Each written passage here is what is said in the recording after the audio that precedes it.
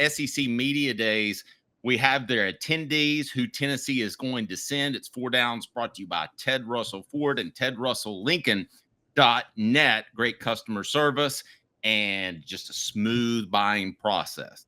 Let's start with down number 1. Coop, what should we do? Coop here.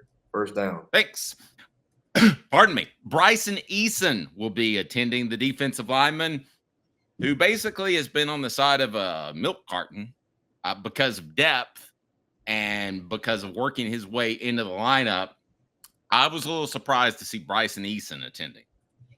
I was too. There were 3 defensive linemen that I felt could have attended because there's obviously Bryson Eason, Joshua Joseph is on there, and Tyree West is on there. And I would have thought Tyree West would be those are all seniors, by the way. I would have thought Tyree West would be the one to do it. But Bryson Eason, Dave, is a 5th-year player going into. I'm sorry, he's a 6th-year player going into this year. He's been at Tennessee for 6 years now.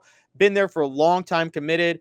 Was part of the Whitehaven trio that committed in 2020 out of Whitehaven High School in Memphis. Tamarian McDonald was in that group. There was one other who was in that group. You guys could probably help me with that. There was 3 out of Whitehaven. I think Bryson Eason is the only one remaining. So I fully understand why he's going. I mean, he's one of the oldest, most veteran guys on the team. And look, he is kind of expected to, I think you and I both agree, somewhat replace Amari Thomas this year, right? Yeah, you would think. He's waited his time. That's another factor we see a lot of. I mean, probably almost half of the guys that make it to SEC Media Days serve their time. And that's one of the keys to getting down there. All right. Cooper Mays here. Second down. Joshua Joseph's another defensive end or defensive lineman. Yeah. No, not Joshua Josephs. I mentioned Joshua Josephs. It's Joshua Josephs isn't going. I said that wrong. I meant to say Miles Kitselman is attending. Kitselman, excuse me. That is totally all me. I set up the rundown wrong. I take full responsibility. Joshua Josephs is not attending. Miles Kitselman is attending, the tight end. This tells me, Dave, that even though Miles Kitselman was somewhat banged up, they have no worries about what he's going to be at the beginning of September. And also, Miles Kitselman just transferred last year. What does it say about his leadership to immediately represent Tennessee's offense at SEC Media Days?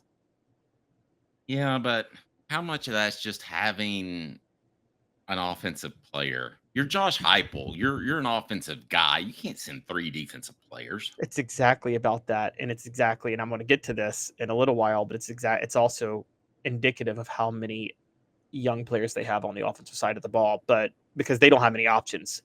But it does show a level of faith I think they have in Miles Kitselman. All right. What down, Coop? Tennessee center Cooper Mays here. Third down. Arian Carter will be attending. This was the only lock I thought at looking at Tennessee's roster and saying, hey, this guy's going to be there. This guy's not. I thought Arian Carter was a lock to be there. Whatever you think of Arian Carter to this point, go ahead and give him another full letter grade because he's had to pick up the offense and calling the plays for Keenan Pili, who was injured early the past 2 seasons. Arian Carter has had to play hamstrung essentially, and he's still been a standout player. Caleb, he will be a good representation for Tennessee, and I think with a solid middle linebacker in Jeremiah Thielander instead of Pili in retrospect, I think that you will see Arian Carter become a superstar this year. What does it say about Arian Carter? And this is an honest question. You ready for this stat, Dave? It's not stat of the day, but here's an interesting stat. You ready for this? Yes. Arian Carter is the first player to represent Tennessee at SEC Media Days who is not at least a 4-year player since Marquez Callaway in 2018. There's a name going back. Now, he's not the first junior since then because Jared Garantano represented Tennessee at Media Days in 2019, but Jared Garantano was a redshirt junior, so he was entering his 4th year. Arian Carter's a true junior. He's entering his 3rd year. You know how rare it is for a player like him to represent Tennessee as always, and this isn't even a Heupel thing. This is a tradition thing that goes all the way back, Dave. You know this. They always try to go with seniority with who represents them at Media Days, right? Yes. And so to go with Arian Carter, a true junior, that says a lot about Arian Carter and his leadership abilities. And by the way, when Pruitt did that with Callaway, that's because that Tennessee team had nobody. That he took over for the worst team in Tennessee football history under Butch Jones, and Callaway was one of the few players that was decent that year. So he didn't have a choice. you hope Josh Heupel's not in a situation where he's that desperate this year, and I don't think he is. So with that in mind, Arian Carter going to represent Tennessee at SEC Media Days, guys, I gotta be. Dave, you called this early. I'm kind of coming more to your side. Look, this based on what the coaches think, and based on what I saw last year, and based on his development, and based on his recruiting hype, is it really out of the realm to think Arian Carter could be a first-team All-American linebacker this year? No. And I will say this to Derek's point. He says Tim Banks linebackers have struggled in pass coverage up front, up into this point. They have, but Caleb, they've been kicked in the lower level in September or August the past 2 years with Keenan Pili. When you put all those plans, I know you want to build depth, but I will cut some coaches some slack for that, because you're taking over a program that has a lack of depth already, and then you're suffering an injury at one of your key positions for one of your key leaders. I'm not one to cut coaches a lot of slack, but I'll cut them slack for that. No, I totally agree. I will absolutely cut him slack on that one, and I'll particularly cut the linebacker slack because, well, two points. We got to cut Tim Banks slack because before Pili, Thielander, and Carter, Dave, you and I both know he didn't have any linebackers who could play in coverage. Okay, this is why it's so funny for Jeremy Banks to actually be an attitude problem guy. Jeremy, you aren't good enough, Jeremy Banks, to be an attitude guy, okay? Because you couldn't play in coverage worth a you-know-what.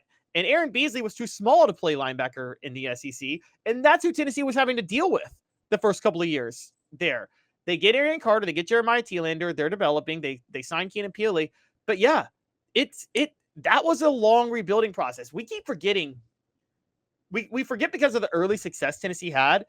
Guys, there are positions that after Jeremy Pruitt departed that were just gutted at Tennessee. Mm-hmm. And they were mostly on the back end of defense. Linebacker was certainly one. It was obvious when you watched Arian Carter early on that he was a step above, and they needed at least 2, if not 3 guys like him. 4 Downs brought to you by our friends at Ted Russell Ford and TedRussellLincoln.net. Best buying process, East Tennessee's largest volume dealer. They have your next vehicle at Ted Russell Ford, Ted Russell Lincoln. You can go to Ted Russell Ford, TedRussellLincoln.net, or you can go to Parkside Drive or Kingston Pike. A beacon of hope in a world of high prices. Look to the skies, Knoxville. Super savings is here. Ted Russell Ford is East Tennessee's #1 volume Ford dealer. Employee pricing is here. You pay what we pay on all new Ford models. Come see the super dealer today at either Ted Russell Ford location, Parkside Drive, or Kingston Pike. All right, lastly, in terms of leadership, we'll go a 5th down here. This is 4th down. You're right. This is. We got 4th. Hold on. Wait. All SEC center Cooper Mays here. 4th down. All right. 4th down is what, Caleb Gallion? I'll let you take it. Yeah, and then we'll go to the leadership one. But I was going to say, Arian Carter hitting a true junior. I want to double down on this. Is that a sign of Tennessee being extremely young, or Arian Carter being that special of a prospect? Both. Skipping out on you. Sorry. I think it's both too, because they could have had. The reason he's special is they could have had another defender go in Joshua Josephs or Tyree West as a senior, or Andre Turrentine, who's a senior in the secondary. Right? Any of those guys could have gone, but they picked Arian Carter over them. Well, I think they get the sense that Arian Carter is going to the NFL after this year, right? That's possible. You're right. So, I mean, yeah. you would want to give him. I can't remember many players that went there twice in a row. I guess Amari was the last one, but before that, who was it? I don't even remember. That's a good question, and I haven't. I honestly am at a loss. I don't know. Yeah, for some reason, I'm wanting to say Kevin Burnett, but he left as a junior, right? No, he left as a senior, and Kevin Burnett was a legendary linebacker, All-American linebacker. So that could be a good one. You might be right on that.